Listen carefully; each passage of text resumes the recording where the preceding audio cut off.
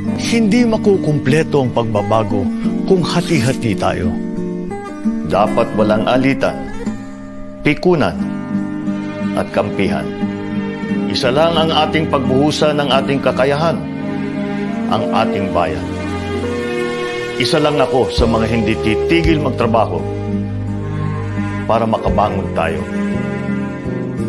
Wala po akong panahon ng magkipag-away, manira, o ngumaunaw. Wala rin po akong panahon para magyabang o mangako lamang. Bongbong Marcos po, lahat tayo ay kasama para bangon bayan muli. Harapin natin.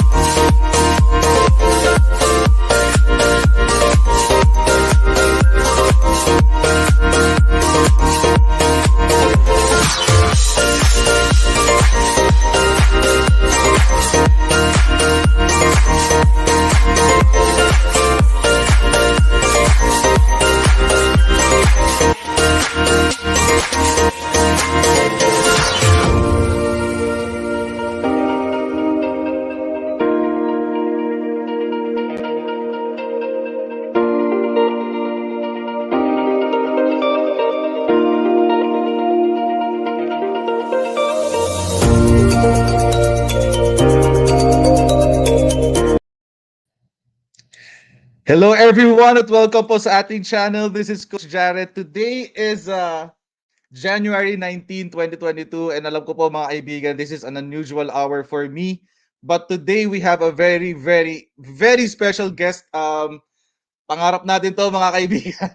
Kaya without further ado, let me this person this man does not need any further introduction. Let us welcome into our channel our future president, the 17th president of the Philippines, Mr. Bongbong Marcos. Hello, sir. Good morning. How are you po?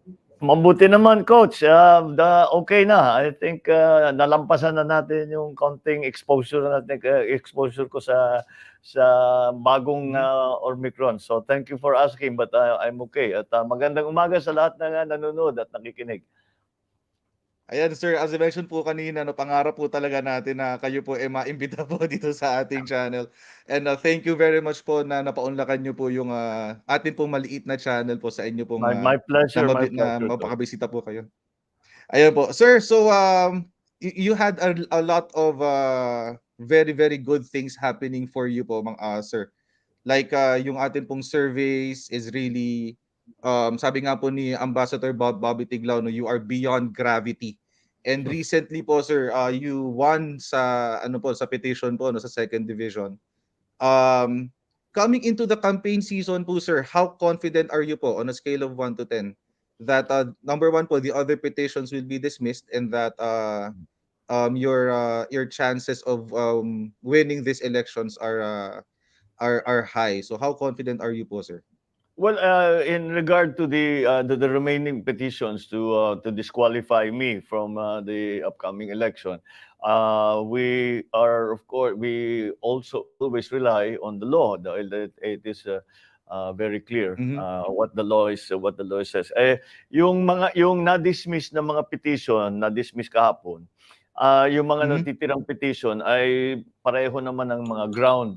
So, siyempre, we are confident na since the same grounds were used for those other petitions, the same arguments to dismiss those petitions will apply. The same arguments that the second division used will apply to the cases before the first division. So, although on the merits, we can see, matagal na nga namin sinasabi na on the merits talagang these are just politically motivated na petitions to remove me from the running. Pero on the political side, I am never confident. That is one lesson I have learned since a long time ago from a long experience in politics. At I of course the numbers are encouraging, magandang Mhm. makita na marami talagang nagpapahayag ng suporta at tiwala, lalong-lalo na sa Mhm. unit team sa sama namin ni Inday Sara. Maganda Mhm. naman talagang reaksyon ng tao. Ngunit, Yes, ah, yes. Opo. I have always been of as a matter of policy, when it comes to a campaign, basta in my mind, I'm always behind. I'm always Mhm. struggling. I'm always catching up, because like in any, I guess, like many aspects of life, if you are not doing anything, you're going backwards. So Mhm. that's my always. So we have to Correct. keep pushing. We have to keep pushing. We have to keep getting the message out. But Mhm. we the uh, the nice feedback that we are getting is that the message of unity seems to be well Mhm. accepted by Correct. Filipinos. Oh, yeah. Kaya Mhm. doon kami yun ang aming pinupundasyon. Yung aming advokasya na pagkakaisa ng buong ng sambayan ng Pilipino. At yun ay Mhm. papatuloy natin. Of course, there are all the nuts and bolts aspects of watching the vote, of organizing Mhm. your supporters, all of that. So yun ang aming ginagawa ngayon. Lalong-lalo na hindi kami masyadong makalabas muna.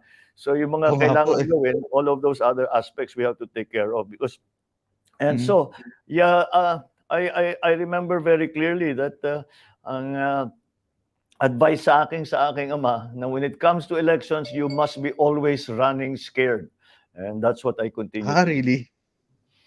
Interesting. That's a very interesting mindset po, no, sir.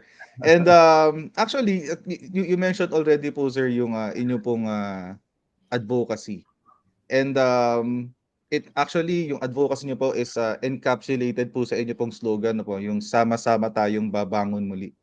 In fact, sir, it's one of the first nung una niyo po siyang binanggit nung nagproklama po kayo na tatakbo kayong pangulo. The first time I heard it, I really loved it. As in, sabi ko, it's very aspirational. It Mm, evokes on the Filipino values and bayanihan spirit. mm. So, sir, I'm just curious po, no, sir. What is the thought process behind that slogan po? On and what are the different or what's the inspiration behind it po? Well, very simple.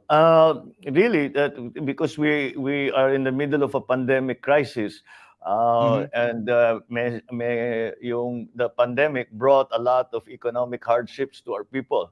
Mhm. Nawalan ng trabaho, walang perang pambayad ng kahit na ano, etc., etc. All of these things that we are suffering through now. And Correct, correct. if Yes. you look back at the history of the Philippines, uh, wala namang tayong pinagdaanan na krisis na tayo'y nakaraos kung hindi tayo Mhm. nagkaisa. And this is another Mhm. crisis. This practically, it's not a war, but it is in a sense, it is a war. The pandemic, Mhm. and that we have to come back. Correct, And correct. after the war, maybe the war is won, you still have to recover from the damage Mhm. and whatever happened during that crisis. And the only way for that is for us Filipinos to pull together. And Mhm. I'm Correct, happy correct. to note na pagka naman pinag-usapan namin yung pagkakaisa, yung magtulungan na ipagbuklod-buklod natin ang galing at kakayahan ng lahat ng sambayan ng Pilipino, it is well Mhm. accepted by Filipinos because that is already the nature of Correct. Filipinos. Yes. We Mhm. are not a hateful people. We are not hindi naman tayo na palaban na naghahanap ng away, Mhm. naghahanap ng gulo. Mhm. Filipinos are quite the opposite. Filipinos really, I mean, what we are always telling foreigners when they say what is Mhm. essential part of the Filipino culture, we always talk about bayanihan and with Correct, correct. Yes. how we help each other.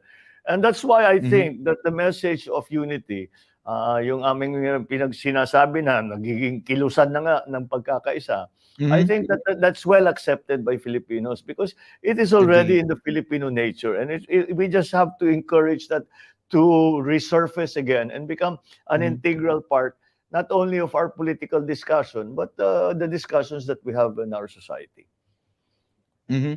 Oo nga po ano, sir, yung kaya nga po when I first heard it sabi ko, ang galing naman ang galing nung the very idea of reviving po no yung bayanihan spirit and yung unity po, it really resonates different on many levels ng Filipino culture and Filipino values. Um but sir no, on the other end of the spectrum, syempre po we all know what history or what the history book says and what some other people believe. Um And actually nga po sir, I'm very very impressed on how you get to manage all of these hateful words towards yourself and your family. Um Usually po sir no, the next logical question will be with the goal of sama-sama tayong babangon muli. And knowing na meron pong ganong klaseng mga tao, how can we or how do you plan to accomplish that the sama-sama part of the slogan po, sir? Well, I think it is just having being open Mhm. to all the different facets, factions, even if you want to call it that, of Mhm. society. Um, ang lagi ko sinasabi, siyempre pagka nasa gitna ng kampanya, we're in the middle of a campaign, Mhm. the election is coming up very soon, and siyempre, people will take sides, and that is by its Correct, correct. by its very nature, ang politika is polarizing because you choose sides. But I think Mhm. that politics has its place. And after Mhm. the elections are done, the concern that every person who is in office, every public servant, should be how do we work towards the national interest? Mhm. And as long as we Correct, keep correct. focused on the national interest, and in my case, if we talk about nation building, so long as we continue to talk about those things, then Mhm. yung kulay ng politika medyo nababawasan at hindi na Mhm. tayo nag-uusap tungkol sa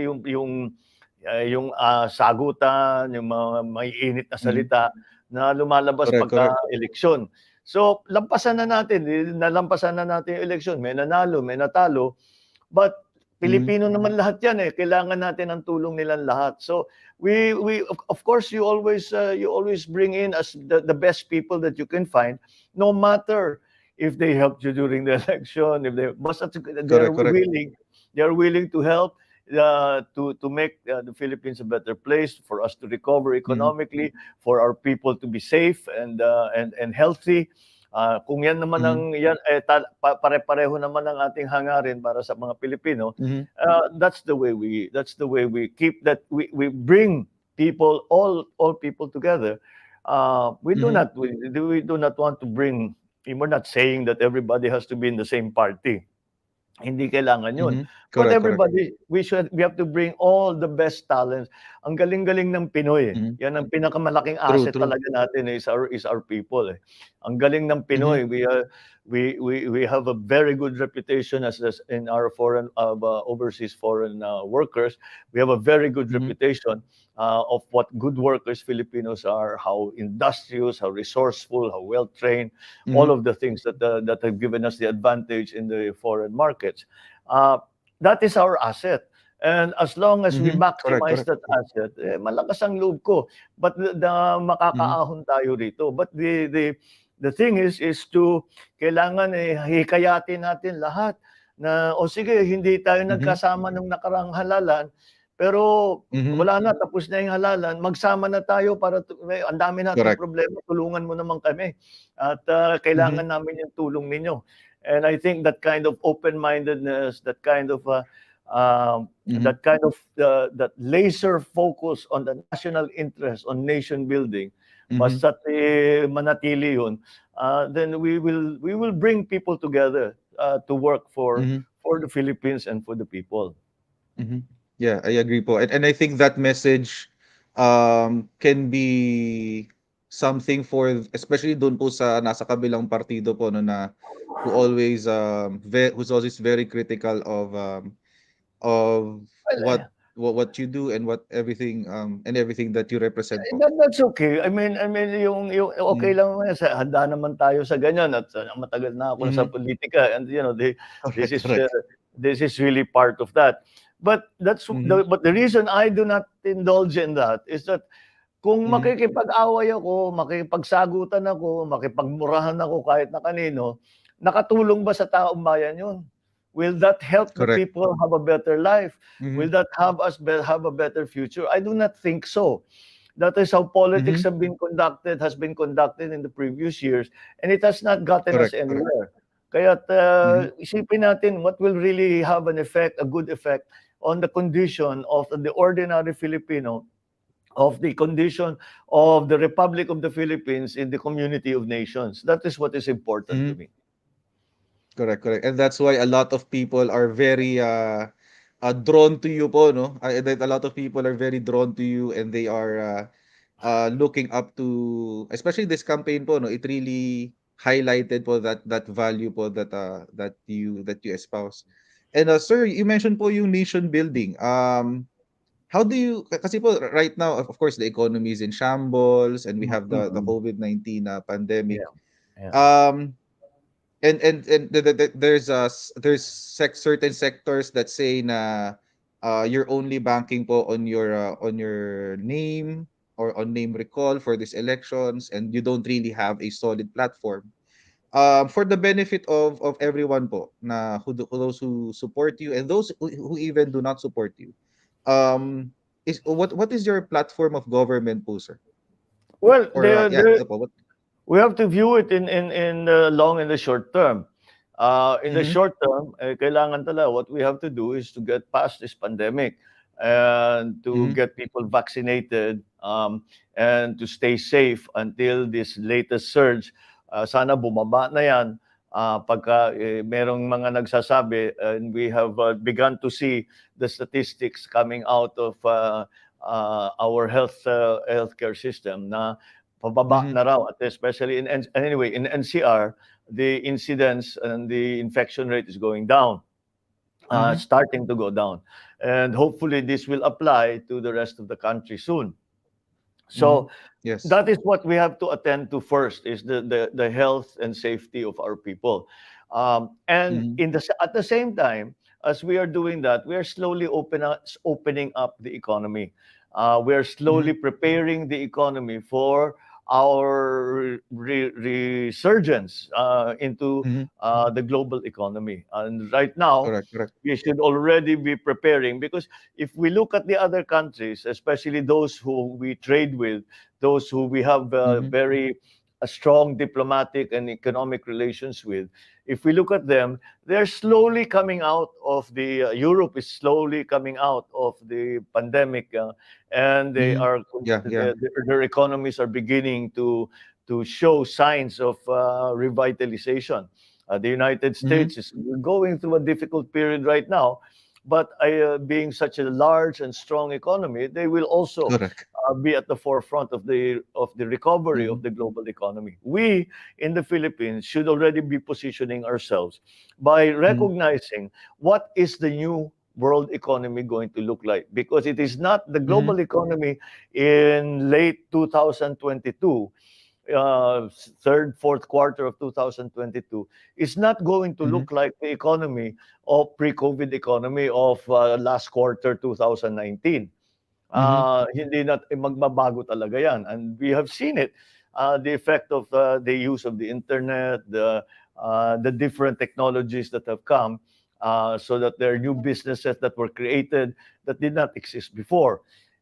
We are Mhm. in a good, we are, but the Philippines is in a reasonably good position to take advantage of that resurgence in the global economy. We have to position ourselves Mhm. already properly, which means we take care of the basics. We take care of the Correct. basics that in the Philippines right now, if you talk to a Filipino, and you say, anong opinion mo rito sa pandemic, hindi Mhm. nila masyadong pinag-uusapan yung sakit, na ayaw namin Mhm. magkasakit. Yeah, Inuunang pinag-uusapan, true. wala kaming trabaho, wala kaming pera, Correct, wala correct. kaming umaasa na lang kami sa ayuda. Ayuda. Then Mhm. siguro mga 4, 5 ayaw namin magkasakit. Mhm. Although, so you can see that really for Filipinos, and it is the most important thing right now, I think, in terms of the economy, is we have to create jobs. and Mhm. that Yes, yes. we have to develop certain parts of our economy so that those jobs are created. And what are the Mhm. areas where pinakamabilis na magkaroon ng trabaho pagka nag-invest ang public sector, ang gobyerno, pag nag-invest sa mga kumpanya, saan kaya yung pinakamabilis na magkakaroon tayo ng trabaho? Well, Mhm.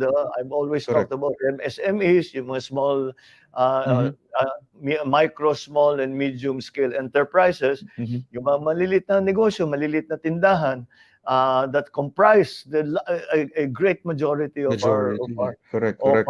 employment. And of the businesses, we're at 90+% of our businesses are MSMEs. 62% of Mhm. the employment are from MSMEs. So unahin natin yun. And because we know that the MSMEs have been very, very, very hard hit by the pandemic and the Correct. economic Mhm. consequences of the pandemic. So talagang unahin natin sila kasi pag mag-invest tayo, marami kaagad na trabaho yan. Yung mga hairdresser, yung mga talyer, Mhm. yung mga maliliit lang na even yung mga trader na mga agricultural goods, all of these things, we have to invest in them so that we create jobs para magkapera na ang Mhm. tao, para mayroon silang pangbili ng kanilang Tama, tama. pangangailangan, pambayad ng kuryente, ng tubig, Mhm. pangmatrikulasyon sa bata, etc., etc. So MSMEs are prioritized.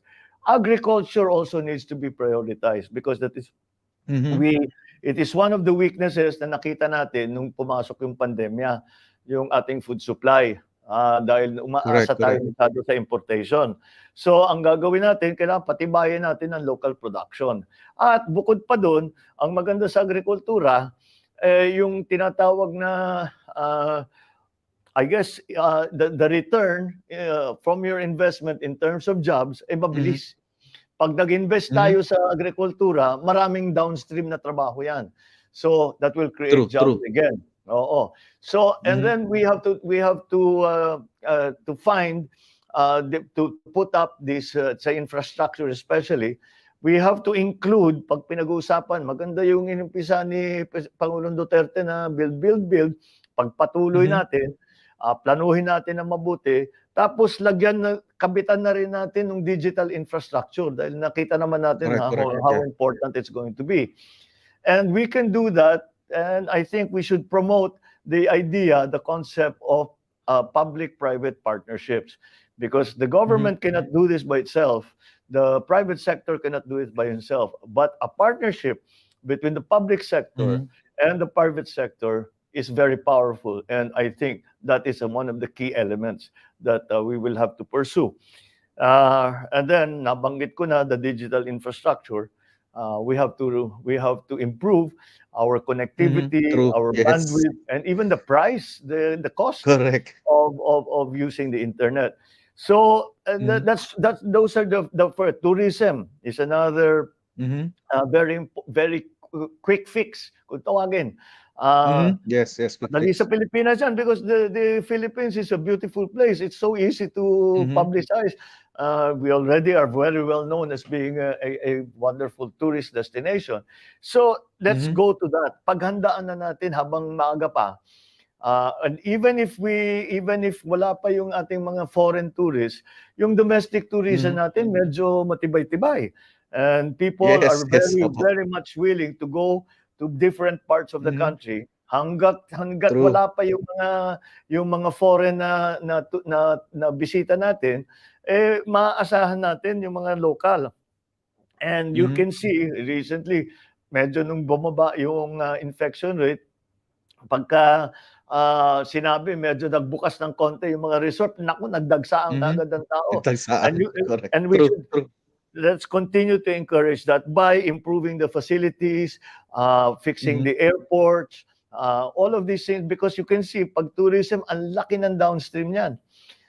Hindi Mhm. lang pinag-uusapan yung True. mga travel agent, yung mga hotel, kung Mhm. hindi pati na yung pagkain, Yes. the agriculture kasi you have to have food to feed, merong mga maliliit na Mhm. tindahan to sell all of these things, ang daming downstream. Mhm. So that is another area na mabilis siguro tayong makabawi pagka mula maaga pa lang, we are already investing in our airports. We are investing in the roads going to and from the airports, the transport and the communication facilities, all of those things, so that when the time Mhm. comes and people are allowed to go to these tourist destinations, naka-ready na sila. We were Oo. already Oo. starting to do that in the Philippines, pero tinamaan tayo ng udet. Yung pinuntahan Mhm. pa naman ng udet, lahat tourist destination. Sinira lahat Correct. yung mga Yeah, pinaghandaan na para sa true. Pasko. But never mind. We are Filipinos. We are resilient. We are Mhm. brave. We are determined, and we will continue to do. Sige lang, kahit nang bagyuhin tayo, we'll continue to work Mhm. towards that situation where tourism has become a large part of the economy again. So Mhm. these are some of the elements that we have to look into to bring the economy back, to create jobs. That's essentially what we're trying to do, is to create Mhm. jobs. Correct, correct, Um, correct.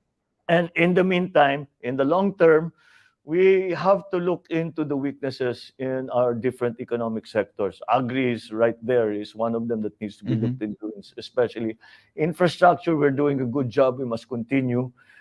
Education Mhm. is something that we have to really look into.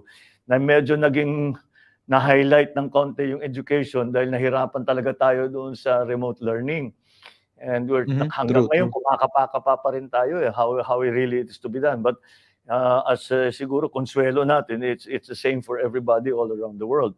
But nonetheless, Mhm. we have to look beyond the pandemic and say, pag nag-face to face ulit, ano yung kakulangan doon sa ating Mhm. edukasyon? And how do we help the teachers? How do we give them more support so that they can do a better job than they can do now? Kasi ngayon, yung mga teacher hindi masyadong nasusuportahan kung ano-anong kailangan Mhm. inaalala nila. Inaalala nila hindi dumating yung sweldo nila na late. Paano nila Correct. may pamilya lahat yang mga yan. May mag-aaral Mhm. din yung mga bata nila, mga anak nila. So what we can do is help them, support them somehow that financially, with retraining, with refresher courses, so that Mhm. they are not preoccupied by other concerns, and that they can concentrate on teaching our children. And Mhm. we all know that it's really our future is in the hands of our teachers, because with a good Mhm. education, we have a bright future. And the opposite is unfortunately also true. Mhm. Yes, yes. Oo nga po, sir.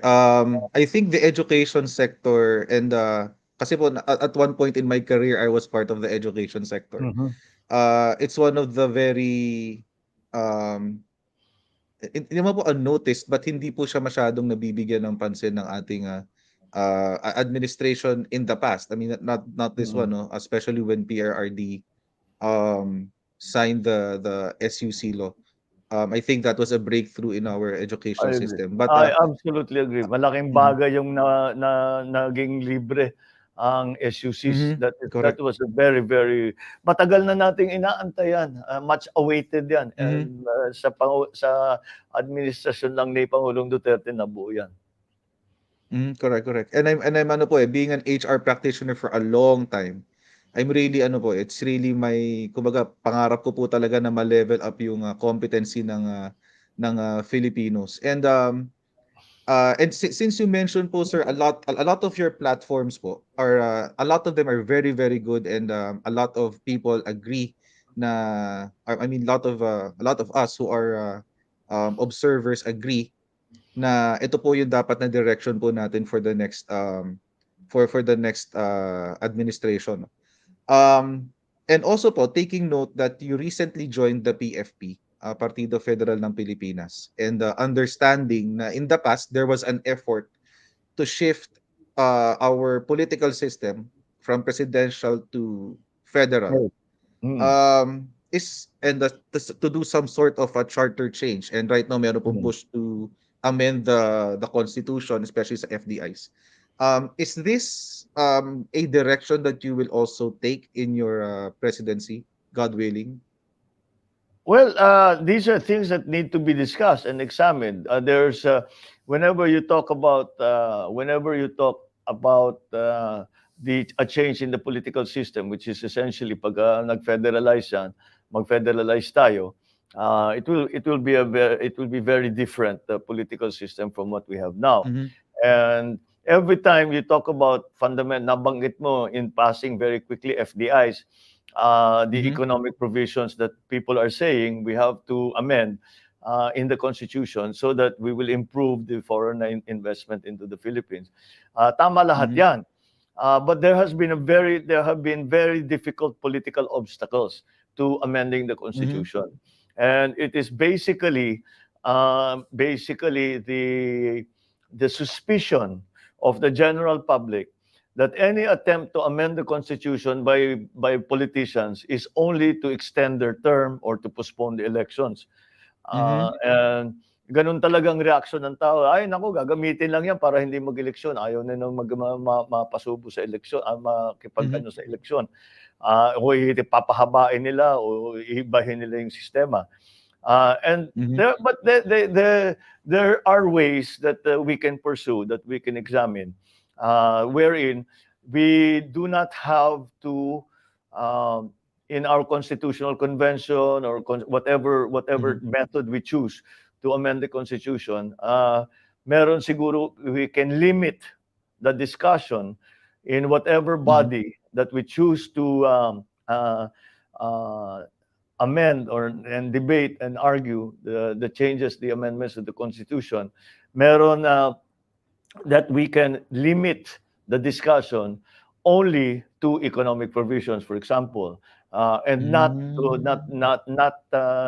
wag natin pasukin yung mga eleksyon, yung Mhm. pagpapalit ng magpo-postpone ng yung mga Mhm. Noel, et cetera ng pinag-usapan. So that is something that we have to pursue. And the idea of federalism, I think, is a good one. The Mhm. only problem is, I think, for me, is a practical one, having come from Mhm. the local governments. Like, for example, if we federalize, there's one there's always a danger that we are adding yet another layer to government. When in Mhm. fact, kasi may governor na eh.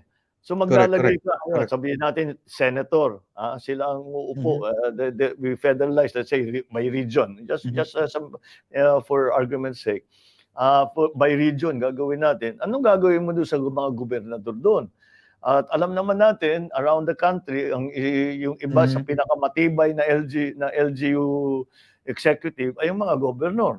So Governors, correct. yeah, hindi mo naman puwedeng isantabi na lang, "O sige, mag-retire na kayong Mhm. lahat." Hindi.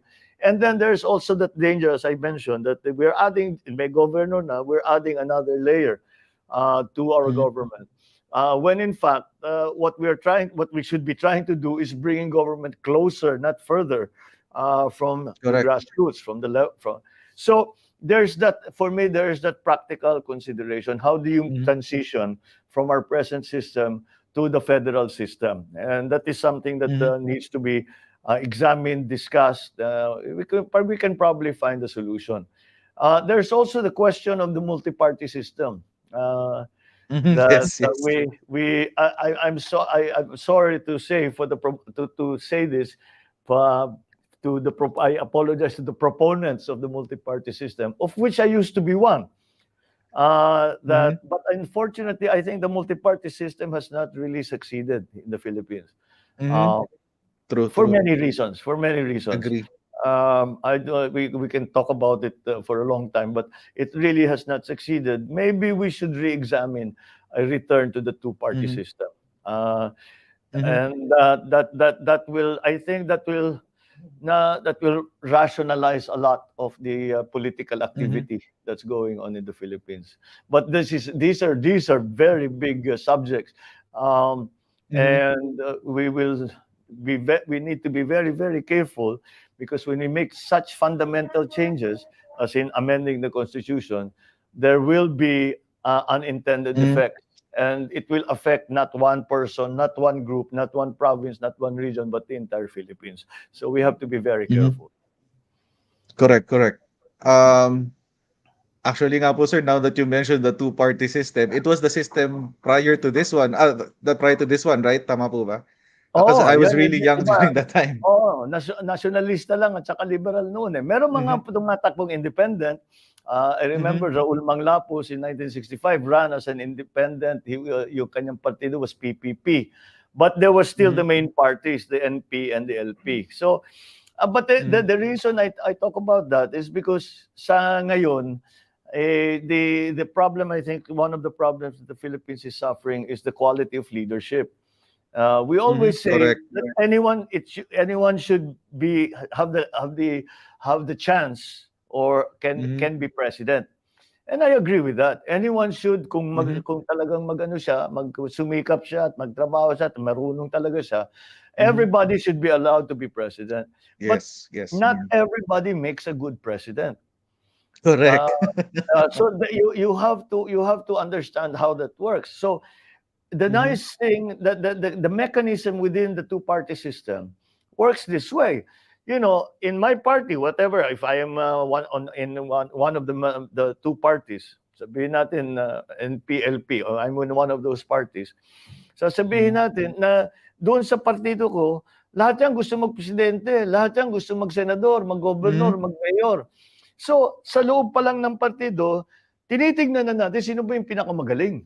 Sino ba talaga Correct, correct. maipapatalo natin? Sino ba who has something to contribute? So, from my Mhm, party, pag napili na natin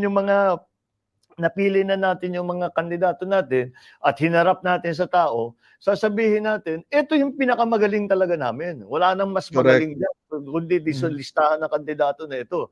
Yung kabilang partido naman, gano'n din ang ginagawa. So pagpresenta nila ng kanilang kandidato, yan din ang pinakamagaling namin. Nasa sa inyo na mhm. mamili Correct. kayo. So whoever Mhm. wins, magaling. Correct, correct. 'Di ba? Panalo ang Dahil Pinas. dahil nagsabong na 'yun sa loob ng partido, pinagsabong na Correct. lahat, 'di ba? So yung ano do'n, that process is important. Mhm, With what has happened now, that process no longer goes on. mhm. Correct, correct.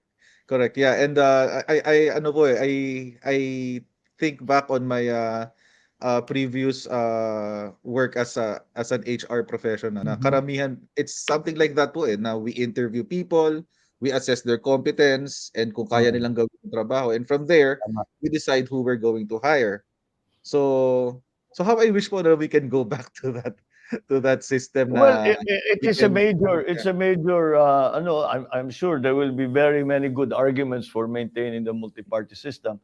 But, Mhm, uh, my assessment has been na the people do not quite understand what the multi-party system is. mhm, Even more importantly, the politicians do not understand or have lost the true meaning of what a multi-party system is. Because if you mhm, look at the multi-party systems around the world, mhm. the parties, the different parties are created to advocate a certain ideology. Yes, yes, So yes. when you go Mhm, like the one I'm mhm, most familiar with is in England. Pag sinabi mo I'm from the Liberal Party, mga liberal 'yan.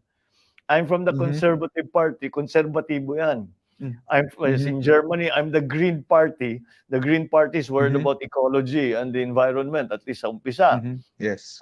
You have the Scottish nationalists. These are Mhm. so the groups in Scotland that want to be independent. So Correct, correct. meron silang layunin, may ideolohiya. Sa atin Mhm. medyo nawala sa atin 'yon. Yeah, yeah, I Kaya't hindi agree. sa palagay ko hindi naging maayos ang patakbo ng multi-party system. Mhm. I wish we can we can at least do a review of it po no sir in the future kasi I think na ano eh it's really important na everyone It understands really na is. yung partido po it's not just there so that as a vehicle for politicians to get into office. Na Mm, dapat po talaga may pinaglalaban yung partido. tama. Also sir no, a lot of people when they think of the Marcos name, immediately goes to the idea of energy. Yes. For kasi po your father was able to complete the Bataan nuclear power plant and on your end naman po you were able to um establish a renewable energy source in Ilocos. Mm-mm. Is that something that you would want to do in your presidency nationwide? Well, not only something that you would want to do, it's something that you have to do. Because the Mm-hmm. question of energy is very, very central. Mm-hmm. You touched upon FDIs earlier on. Mm-hmm. If you want to talk about FDIs, you talk to the investors. Now, one of the Correct, number correct. one issues that they raise is the price of power, Mm-hmm. the reliability of power, the availability of power.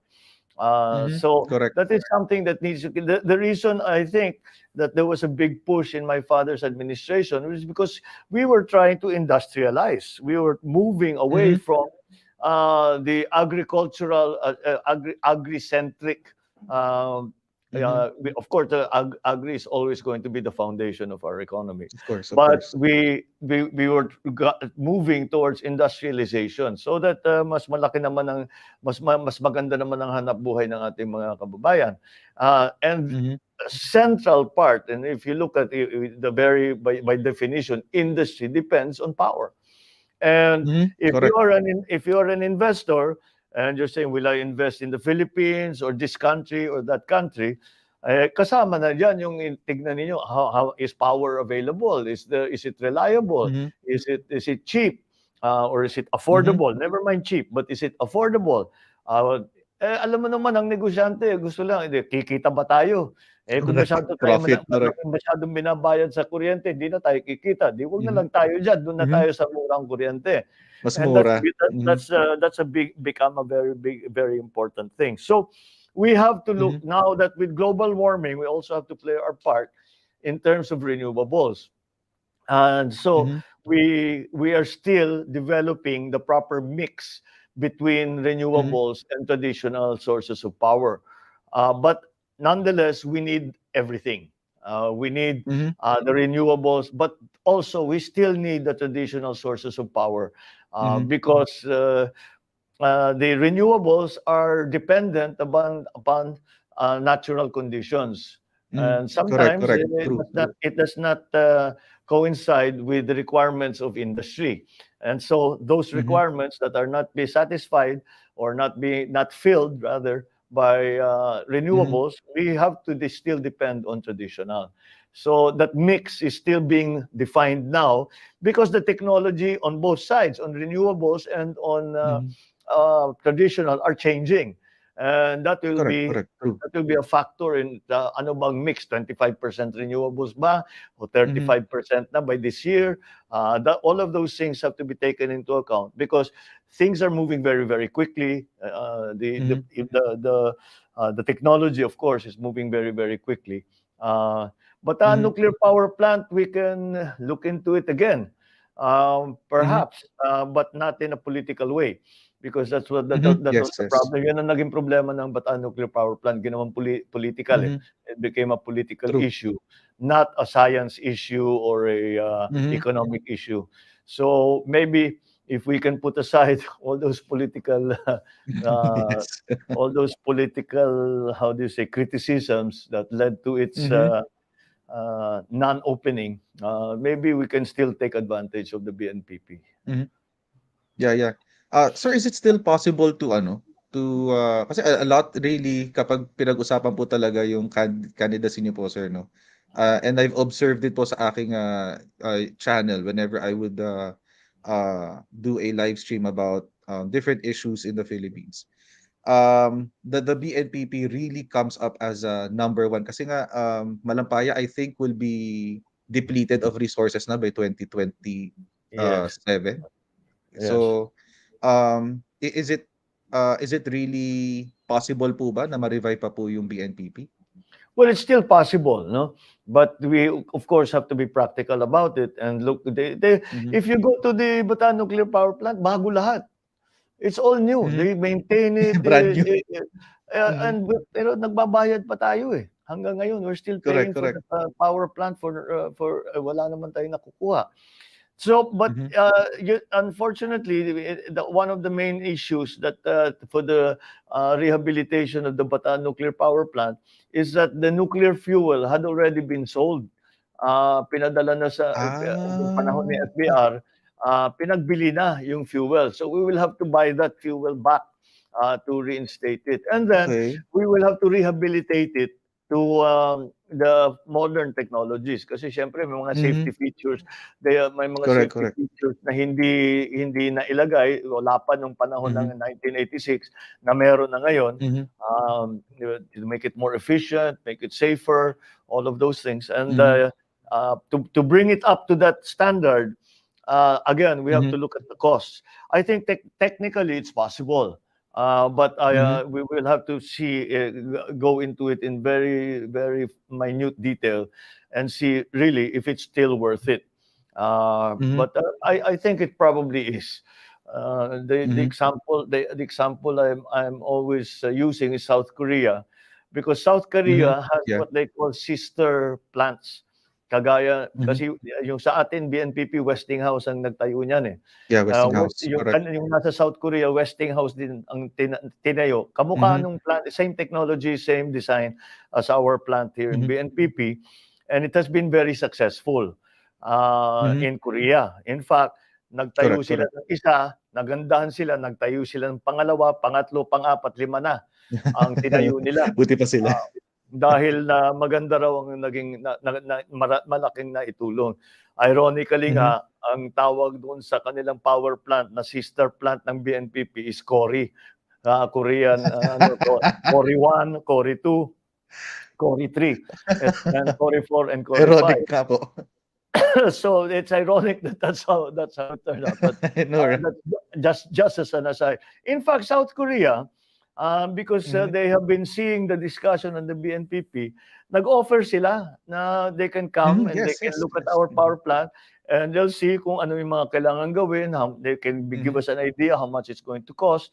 Of course, mhm, Westinghouse will still be part of it, but we can mhm, use the experience because the Cory 1 came up mhm. around a little, I think, just after BMPP. So from Ah, that time until now, yung experience nila, ano yung mga naging problema, ano yung naging advantage, eh baka mhm. maturuan pa tayo once we decide to do it. Correct, correct. Correct, correct. Agree po ako diyan, sir. Sir, we have a very short time left.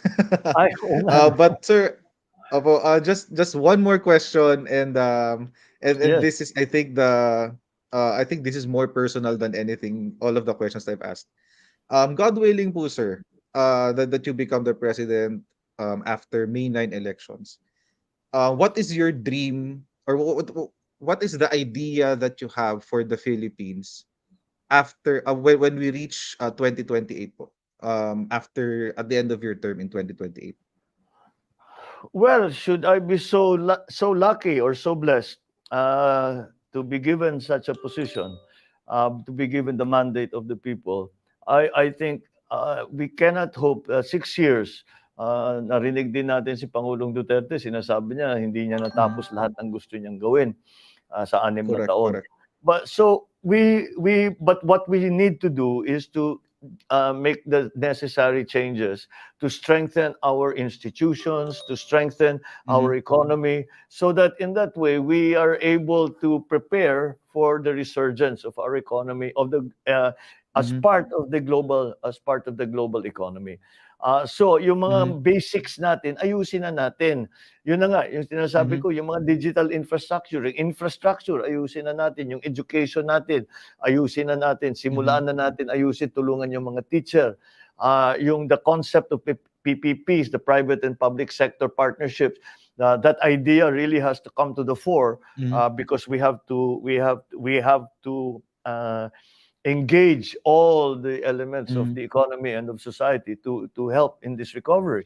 And the important thing I think is to get it started and to be able to mhm, show that these policies and these ideas and these programs are mhm, helpful and maraming na itutulong to get so that people understand that these are things that should continue even mhm, after any administration, that because malaking na itulong niyan, magandang programa yan, ipagpatuloy natin.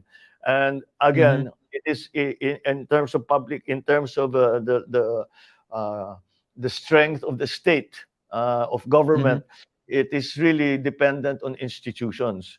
And so we have to Correct, correct. strengthen our institutions. We have to strengthen the judiciary, Mhm. that they can do their job best, the legislature, of course, and of course the Mhm. executive. But not more than that is our military, our financial systems, our educational systems. These are the Mhm. institutions that are necessary for a successful economy, Mhm. a successful society. And so Correct, correct. those are the areas na dapat natin simulaan na natin at ipakita Mhm. natin may magandang sistema para naman Yes. kahit wala na yung administrasyon, ang tao nakakaunawa, hindi, wag natin titigilan yan. Maganda yan, maganda ng maraming Mhm. natulungan yan. Get that started. So that we are Mhm. being we're using our imagination, we're being creative, we're not Mhm. doing business as usual. Look where business as usual Correct, got correct. us. Diba? So we Mhm. have to think of Mhm. we have to be understanding and clever about what the world is Mhm. out there and how we are going to use it, how we are going to be part of it. So get the Mhm. beginnings, to strengthen the institutions, to the policies that we know are going to be valuable Mhm. in the next uh, many years, 10, 20 years. Let's get them started already. Let's get them going Mhm. already. And I think if we make a good start, and if we can show that these policies, these programs, these ideas are truly advantageous to the people, then they will continue. Mhm. Ah. I wish po sir no, that will all happen after May 9, 2022. And as tulad po ng mga ibang majority ng Pilipino, we are putting our trust in you, and the survey shows that, sir. We the people trust you very well, very much rather, and they look up to you, and that you will support and sustain us din po for the next 6 years. So Thank I'm you. really looking forward po, sir, to a Bongbong Marcos administration. And you're you're very kind, Coach. Thank you very much. And, thank you thank you, sir. for your kind words. Yes, sir. And I hope that we have more time, pero po very short lang po kasi yung binigay sa akin na time here. And it is truly an honor po, Sir Bongbong Marcos, to have you here on my show. And I hope po na makaulit po ako one of these days when Oh, no, things are no. better po. The pleasure is all mine. I thank you for the opportunity that we are able to talk to some of the issues, talk about Mm. some of the issues that are in people's minds. It's important Mhm. that we are able to present some Mhm. solutions to the problems that we are facing. So thank you for that Correct, chance. correct. Yes, sir. And sir, any of words po for our audience before we sign off po? Well, again, maraming salamat. Thank you thank you that you have been given me this opportunity to speak on some of these subjects. I know na hindi Mhm. natapos ang usapan kung minsan sa iba, pero Correct. may Mhm. mabilis ang oras at medyo Mhm. malalim ang mga iba't ibang mga issue na pinag-uusapan natin. Mhm. Ngunit maliwanag na that people are interested to know. And so Mhm. thank you for this opportunity. And I would like to all of those who have been who have shown expressions of support and of trust to the unit team, to myself, to Mhm. Mayor Inday Sara. Sana naman ay pagpatuloy natin ito. Magpapasalamat ako sa inyong lahat na ginagawa. Magpapasalamat ako sa inyong tulong, sa inyong suporta. At Mhm. ipagpatuloy natin hanggang magtagumpay tayo, hindi lamang sa halalan, ngunit Yes. sa pagkakaisa ng sambayanang Pilipino. Mhm. And as a quick reminder, mag-iingat lang po tayo diyan at mabigat Mhm. itong Omicron. Alam kong nakakapagod na dahil Mhm. matagal-tagal na natin ginagawa ito. Pero Correct. balikan natin, mag-ingat lang po tayo dahil wala namang may Mhm. gusto magkasakit. Let's go back to the to the old formula that Mhm. we must be wear a mask, wash your hands, social Mhm. distance. Dagdag na rin natin get vaccinated. So I Mhm. hope everybody is safe and everybody is stays safe, stays well.